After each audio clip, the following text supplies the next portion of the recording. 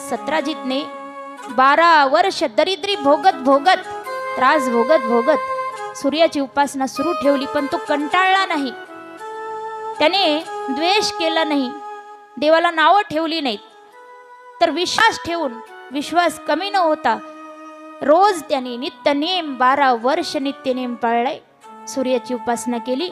आणि मग 12 वर्षानंतर सूर्य भगवान प्रसन्न होऊन त्या ठिकाणी प्रकट झालेले आहेत. आणि सत्राजितला प्रसन्न होऊन भगवान सूर्य यांनी एक मणी दिला, दिव्य शमंतक नावाचा मणी. त्या मण्याचा असा महिमा होता की त्याच्यातून रोज 8 भार सोनं बाहेर पडायचं. तर हा सत्राजित फार श्रीमंत झाला, एवढा श्रीमंत झाला की आता त्याच्याकडे खूप धन आलंय. देवा म्हणजे द्वारकेचा राजा आहेत भगवान श्रीकृष्ण परमात्मा, त्यांच्यासारखा त्यांनी महाल बांधलाय, शेम राजासारखा सोन्याचा महाल. एवढा श्रीमंत झाला तो. मग माणसाकडे धन आलं की माणसाला फिरावं वाटतं, कुठंही फिरावं वाटतं, तीर्थयात्रा करावी वाटते किंवा कुठेतरी फिरून यावं वाटतं. आजकाल फिरायला जाणं सुद्धा आता फार अवघड आहे हो. कालची घटना पाहिली असेल तुम्ही, जम्मू काश्मीर या ठिकाणी, पहेलगाम या ठिकाणी आपल्या महाराष्ट्रातले 6 जण आहेत, त्यामध्ये पुण्याचे 3 माणसं आहेत आणि मुंबईचे डोंबिवलीचे 3 माणसं आहेत, आणि बाकी कुठले कुठले असे मला वाटतं 26 जण मेले वाटतं. त्या ठिकाणी आतंकवाद्यांनी हमला केला, अचानक हल्ला केला, आणि आतंकवाद्यांनी फक्त प्रत्येकाला काय विचारले, धर्म विचारलाय. हिंदू धर्माचा जो आहे त्याला गोळ्या मारल्यात. कालची घटना आहे, तुम्ही पहा बातम्यामध्ये, एवढी वाईट घटना आहे. त्या ठिकाणी नुकतंच म्हणजे एक 6 दिवसापूर्वीच लग्न झालं होतं. एक अधिकारी आहे, सैनिकच आहे तो देखील, त्याचं 6 दिवसापूर्वीच लग्न झालं होतं, नवीन लग्न, आणि ते फिरायला गेले होते जम्मू काश्मीरला. तर ते त्या ठिकाणी ते दृश्य सुद्धा बघू वाटना, टी व्हीमध्ये दाखवत होते मोबाईलवर, की ती पत्नी त्याच्या प्रेताच्या जवळ, तो मरण पावलाय, त्याला गोळी घातली आतंकवाद्यांनी, तो खाली पडलाय, आणि त्याच्या प्रेताच्या जवळ त्याची पत्नी बसली. अशी बसली ना, तिच्या डोळ्यात पाणी पण येत नाही, हसत नाही, बोलत नाही, सुन्न.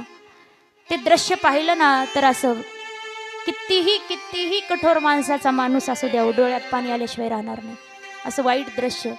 एक लहान मुलगा आहे, एक 4-5 वर्षाचा असेल, त्याच्यापेक्षा कमी वयाचा, त्याच्या डोळ्यासमोर त्याच्या बापाला गोळी मारली. ते लेकरू एवढा रडतंय, त्याला किती समजावत आहे, ते फक्त पप्पा पाहिजे म्हणतंय, पप्पा पप्पा म्हणून रडतंय. ते एवढं दृश्य वाईट आहे. मी काल रात्री मोबाईलवर पाहत असताना माझ्याही डोळ्यामध्ये पाणी आलं, की कुठं फिरायला जाणं सुद्धा आता धोका आहे. कधी काय होईल ना या देशामध्ये, या जगामध्ये. माणसं चांगले राहिले नाहीत, आणि काहीच गुन्हा नव्हता बरं त्यांचा, फक्त हिंदू आहेत म्हणून मारले. म्हणून खरंच आता हिंदूंनी एकत्र येण्याची वेळ आहे.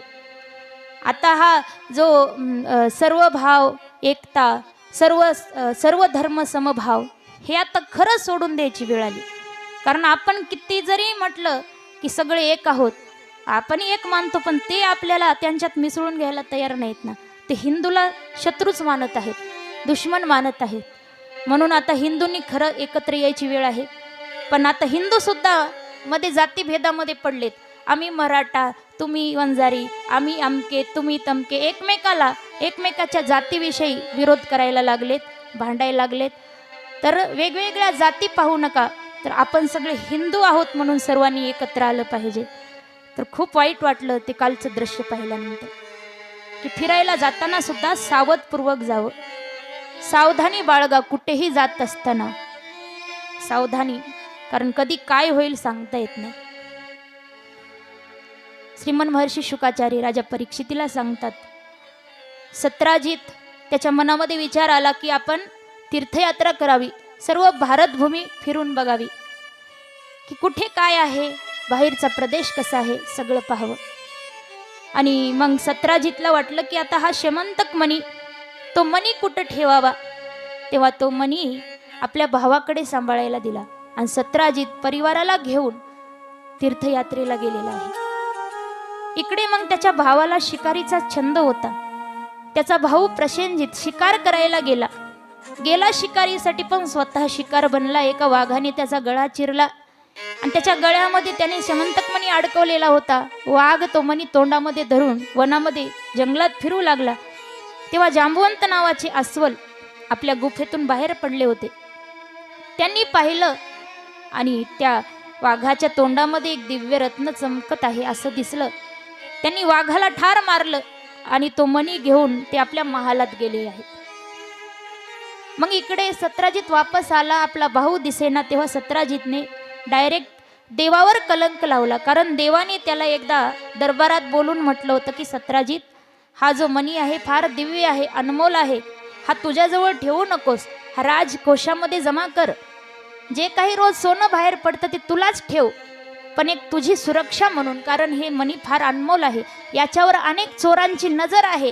एखादा चोर चोरी करायला येईल आणि या मण्यामुळे तुझाही जीव धोक्यात येईल, यासाठी मी तुला सांगतोय हा मणी राजकोशात जमा कर. पण माणूस जेव्हा अभिमानात असतो तेव्हा त्याला हिताचा सल्ला आवडत नाही. सत्राजितने ऐकलं नाही आणि आता सत्राजितला तीच गोष्ट आठवली आणि सत्राजितने डायरेक्ट देवावर कलंक लावलेला आहे की माझा मणी भगवंताने चोरला, आपल्या राजाने माझा मणी चोरला आणि माझ्या भावाला गायब केला, असं देवावर कलंक लागला. देवाला फार वाईट वाटलं आणि देवाचं मन नाराज झालं. कारण चोरी केली नाही तरी देवावर चोरीचा आळ आलेला होता. देवाने हा कलंक पुसून टाकायचं ठरवलं आणि देव सत्राजितला बरोबर घेऊन त्याच्या भावाच्या शोधात निघाले असता जंगलामध्ये आल्यावर त्या ठिकाणी त्याच्या भावाचं प्रेत सापडलं.